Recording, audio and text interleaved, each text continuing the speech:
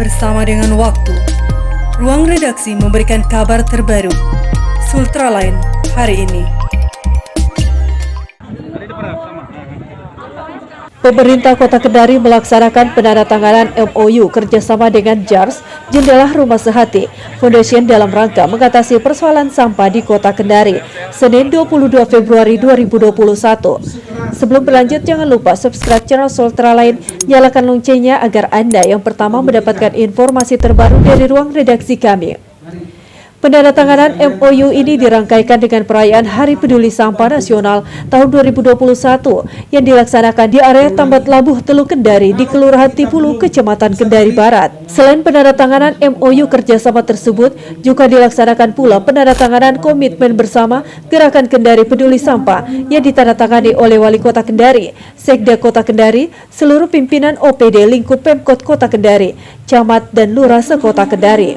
Wali Kota Kendari Zulkarnain Kadir saat diwawancara oleh awak media usai mengikuti acara tersebut menyampaikan bahwa melalui Hari Peduli Sampah Nasional tahun 2021, ia berharap segala keluhan masyarakat terkait sampah di Kota Kendari melalui momentum ini kita jadikan semangat bersama agar persoalan sampah ini dapat segera teratasi. Oleh karena itu, pemerintah Kota Kendari menggandeng JARS Foundation untuk bersama-sama menggalang seluruh stakeholder yang ada di masyarakat dalam mengatasi persoalan sampah di Kota Kendari.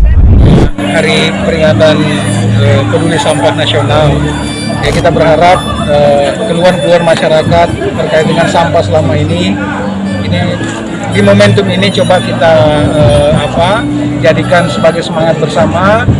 Mudah-mudahan di tahun 2021 ini bisa kita tuntaskan.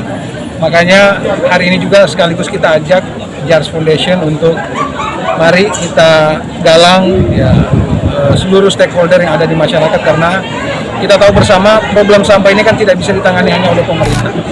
Tapi semakin banyak masyarakat yang terlibat, berpartisipasi, maka semakin terbuka peluang untuk sampah ini bisa kita tuntaskan. Ya, termasuk yang saya sampaikan tadi, ya kemungkinan ke depan kita akan coba memformulasi ulang ya model penanganan sampah kita ini yang selamanya dengan TPS terbuka. Ya kemungkinan kita akan dorong bagaimana penanganannya secara mandiri di lingkungan masing-masing sehingga bisa mengurangi beban sampah yang harus kita bawa ke tempat pembuangan air sampah kita di POAT.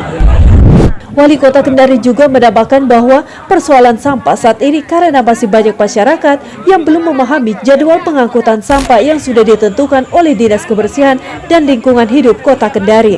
Olehnya itu, pemerintah Kota Kendari ke depan akan melibatkan pemerintah kelurahan, RT, RW dalam mengatasi persoalan sampah di Kota Kendari. Selama ini kita saling lempar tanggung jawab karena petugas sudah ada jadwal yang diumumkan bahwa mereka akan mengangkut sampahnya di jam tertentu. Tetapi kan sebagian masyarakat kita ya buang sampahnya sesuai dengan waktu yang mereka sempat. Nah, oleh karena itu ini sementara kita akan dorong nanti ke tingkat kelurahan, bahkan ke tingkat RT RW. Ya mudah-mudahan nanti bisa lebih tertata dengan bagus. Kalau terkait teknisnya nanti teman-teman JARS nanti akan door to door yang akan menjelaskan. Nanti kita modelnya akan ada petugas yang kita tunjuk di setiap lingkungan, supaya petugas inilah yang mengkolek nanti di rumah-rumah sehingga tidak perlu masyarakat yang ke TPS. Karena ya problemnya selama ini seperti itu, masyarakat membuang sesuai dengan kesempatan yang mereka punya, sehingga datang buang setelah petugas sudah selesai mengangkut. Akhirnya kan sepanjang hari sampahnya akhirnya berceceran gitu ya. Nah, ini yang kita sementara upayakan, mudah-mudahan nanti secara bertahap ini bisa kita tangani. Senada dengan itu, Nismawati selaku Kadis Lingkungan Hidup dan Kehutanan menyampaikan persoalan sampah di Kota Kendari memang disebabkan kurangnya kesadaran dan pemahaman masyarakat terkait waktu membuang sampah yang telah ditentukan oleh Dinas Lingkungan Hidup dan Kehutanan.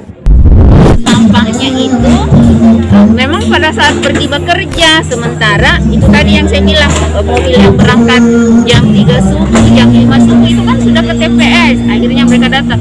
Nah, orang kadang-kadang menganggap ini kok sampah tidak pernah diangkut, padahal sebenarnya orang tidak lihat, orang masih tidur, petugas kami sudah jalan. Jadi itulah sebenarnya kalau masyarakat disiplin waktu buang sampah, kemudian itu tempatnya, waktunya, insya Allah sampai di Kota Kendari selesai 2021. Ini kan cuaca.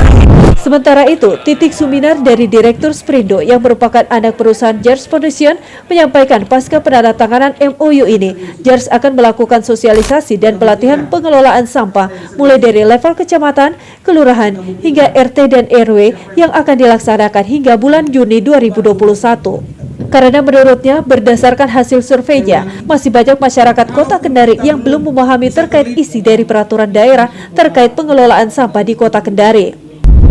Capacity building ya. Jadi bagaimana kita membangun SDM untuk memang paham dan mau melakukan pengolahan sampah.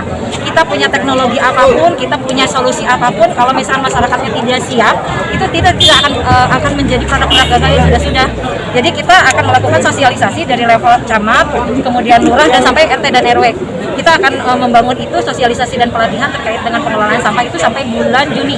Jadi kita akan fokus di pelatihannya sendiri, sosialisasi pelatihan dan memperkenalkan perda-perda yang sudah ada di Kota Kendari. Karena saya tanya ke masyarakat Kendari, mereka nggak ngerti perda tentang sampah itu apa. Perda di Kota Kendari itu sebenarnya ada di 2015 kan, dan itu memang tidak terinformasikan dengan baik.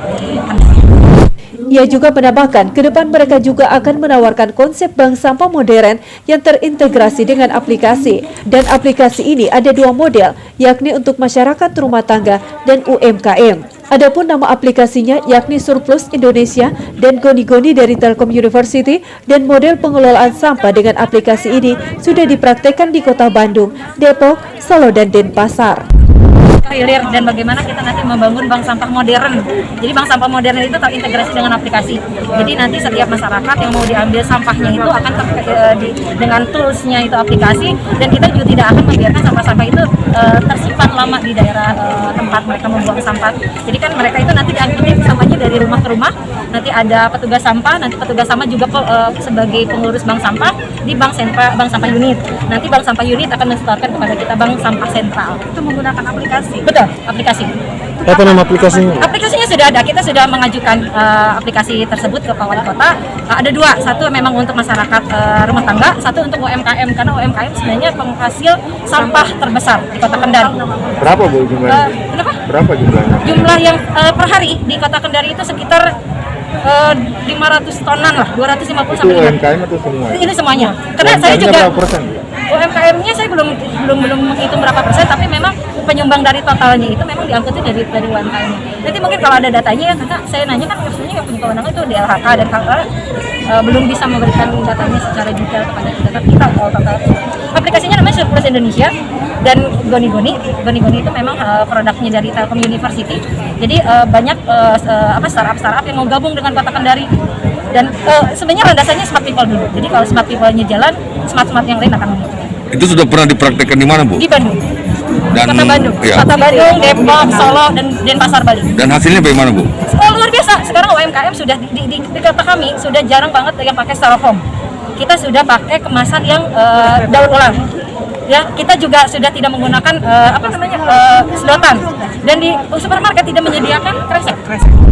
Untuk diketahui, persoalan sampah di Kota Kendari berdasarkan data yang dihimpun oleh Sultraline banyak dihasilkan oleh rumah tangga, dan yang paling terbesar dihasilkan oleh UMKM yang membuat beberapa titik di Kota Kendari terlihat kumuh, dan yang paling terbesar dihasilkan oleh UMKM yang membuat beberapa titik di Kota Kendari terlihat kumuh dan Teluk Kendari dipenuhi sampah. Padahal Kota Kendari di masa pemerintahan sebelumnya selalu mendapatkan penghargaan adipura dari pemerintah pusat. Dari Kompleks Blok MBD Kendari, jurnalis Sultraline Ismar Inarsya mengabarkan untuk Anda.